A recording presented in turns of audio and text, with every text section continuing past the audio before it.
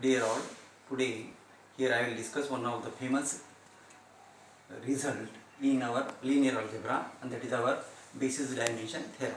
Now this theorem states that if capital V is an finite dimensional vector space and U and W they are the subspaces of this vector space V, then dimension of U plus W can be written as the dimension of U plus dimension of W minus times dimension of U intersection W. To prove this theorem, here we required what is meant by the subspaces of the vector space V. Subspace means here we can say the U is the subspace of vector space V whenever that U itself is a vector space with respect to the operations that are in our V. Or in other words, we can say U becomes a subspace of vector space V whenever this U is closed with respect to addition and scalar multiplication. That is, it is of this kind. Whenever U comma V they belongs to U and alpha is any scalar, then U plus V belongs to U and alpha times U belongs to U. So whenever these two conditions are satisfied, then we can say this U becomes a subspace of this vector space V. Now to prove this theorem, here we require again the second concept, and that is the basis. Basis means here we can say B is the basis of this vector space V whenever B is linearly independent, and second term span of B must be equal to V. Whenever these two conditions are satisfied, then we can say B is the basis for this vector space V. Now to know the dimension of this vector space V, here we have to find out if B is the basis for this V, then the total number of linearly independent vectors in the basis is known as the dimension of that vector space. Now to prove this thing, here we have to consider again, prove here.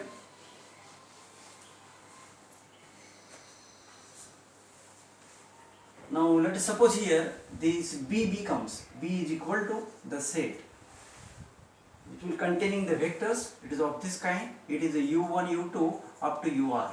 This is the basis of this vector space or the subspace U intersection W, and this is the basis for U intersection W. And let us extend this set B.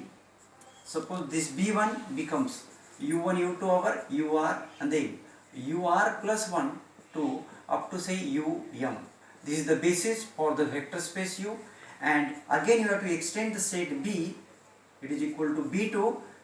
It will contain the elements U1, U2, UR, then WR plus 1 to our WP. It is the basis for our W. It means that this U, dimension of U becomes is equal to M, dimension of W is equal to our P, and dimension of U intersection W is equal to our R. So U intersection W, it is the subspace of P. U and W, both of them, they are the again subspace of P, and therefore we can say R is less than equal to dimension of V, as well as M and P, both of them, they are again less than equal to dimension of our V. Now here I have to construct one set. Say A is equal to set containing the elements our U1, U2, UR, then UR plus 1 to our UM, and then WR plus 1 to up to WP, and try to show this set becomes an basis for the vector space U plus W. To prove this is the basis for U plus W, here I have to prove this set A becomes linearly independent, A is Li, and the second part, the span of A, it must be equal to U plus W. To prove this A is Li, we have to consider the linear combination of these vectors resulting into zero vector, and try to show all the scalars occurring in this linear combination, they must vanish. So to prove this A is Li, you have to consider like this: summation alpha I into Ui, then plus summation, it is now beta j into Uj, plus summation, it is now gamma k into Wk, resulting into zero vector, where I will vary from 1 to R, j will vary from R plus 1 to M, and k will vary from R plus 1 to P. Now using this equation here I will write, it is summation, it is now alpha I into Ui plus summation beta j into Uj is equal to minus times summation gamma k into Wk. Just you can transfer this term in this side. Let us suppose it is equal to our V. Now if you consider like this, V is equal to this term, It means V can be expressed as a linear combination of WR plus 1 to WP. It means this V vector, it is belongs to our W. So in this case, our situation is of this kind. This is our V, this is our U, this is our W. Okay, and then this portion, it is nothing but our U intersection W is there. Okay, so using this side here we say V is an element of our W set. If we consider V is equal to this left hand side, then we can say V can be expressed as a linear combination of U1, U2, UR plus 1 to UM. It means again V is an element of our U.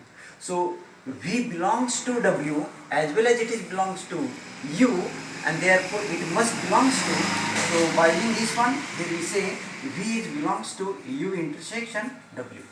But for this U intersection W, it is a V is its basis, and therefore this vector, it can be expressed as a linear combination of these R vectors, and therefore here we say V can be written as it is equal to summation delta K into our UK, delta K into UK. K will vary from, in this case, R plus, K will vary from here, it is from 1 to R, 1 to R, and therefore V can be written like this one. So this V becomes here, if we take this side, so this implies V means it is our minus sign, summation, it is now gamma K into WK is equal to, it is the summation delta K into UK, like this. Where or here we can see, we can change this notation. Here it is now you have taken K will vary from R plus 1 to P. Now here I will take, it is now say delta, I will take certain other notation, it is now Q, say this is our Q, this is Q, and this becomes now Q. So Q will vary from 1 to R. So if you consider this relation, this is nothing but our summation, it is now delta Q into UQ and then plus sign gamma K into WK is equal to 0. So if you observe this side, this is nothing but the linear combination of the vectors U1, U2, UR up and WR plus 1 to WP resulting into 0 vector. But these vectors, they are from our set B2. B2 is now Li set, and therefore all the scalars occurring in this linear combination, they must be vanished. And particularly here we can say it is our gamma K is equal to 0, where K will vary from 1 R plus 1 to our P. Now if we take this gamma K 0, and by using this relation V is equal to this term, so therefore this is equal to 0, V equal to 0, it means this part is 0, and therefore this is equal to 0. As this is 0, it means summation alpha Uy plus summation beta j Uj equal to 0 vector, and therefore this left hand side is nothing but the linear combination of linearly independent vector U1, U2, UR plus 1 to UM resulting into 0 vector, but they are the vectors from our B1. B1 is Li, and therefore all the scalars occurring in this combination, they must be vanished. It means our alpha I is equal to 0 as well as beta j is equal to 0 as well as gamma k is equal to 0. It means all the scalars occurring in this linear combination, they are vanished, and therefore the set A becomes a linearly independent set. Now here you have to prove for second part, you have to prove the span of A is equal to U plus W. To prove this thing, here you have to consider, suppose X belongs to U plus W. Now by using the definition of addition of these two sets, here we can say this X can be written as element of U plus element of W, means U belongs to capital U and W belongs to capital W.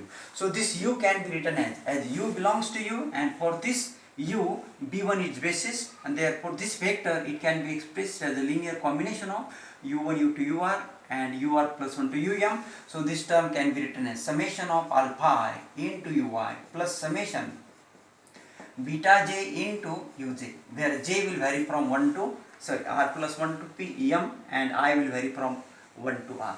And similarly W belongs to W, and for this W, it is B2 its basis. So this second term, this second vector, it can be written as summation of, I will take it is now alpha I dash into Ui, then plus times summation, it is now gamma k into Wk.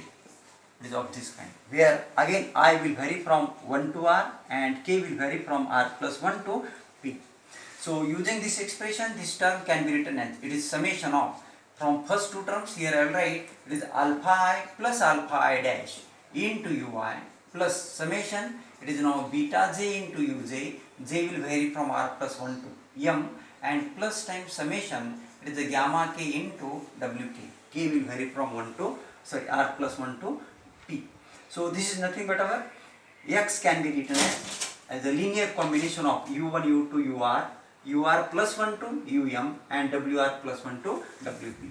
And therefore this x, it is expressed as a linear combination of the vectors in our A, and therefore this x means we have proved that every element in A, say u plus w, can be expressed as a linear combination of this A vector, of the vectors in our capital A, and therefore capital A generates u plus w, and therefore you can say u plus w, it is generated by our A set, and therefore span of A, it must be equal to u plus w.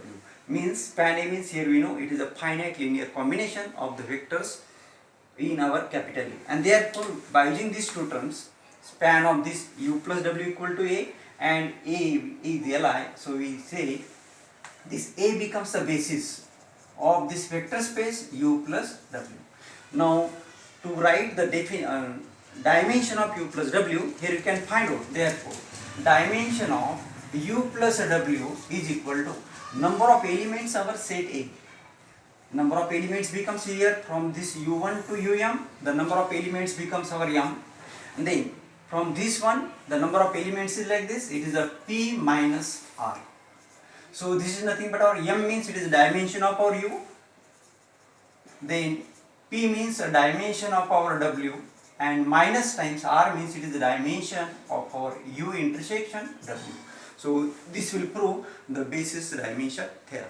Now here if we take this part, whenever u intersection w is equal to 0, u intersection w is equal to our 0 space, means there is no element common between u and w, then here you can say the dimension of this, that is our dimension of u intersection w, it is defined to be 0.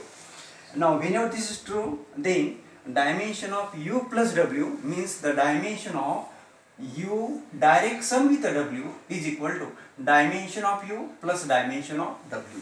So this is one of the corollary that will depends upon our basis dimension theorem. Thanks.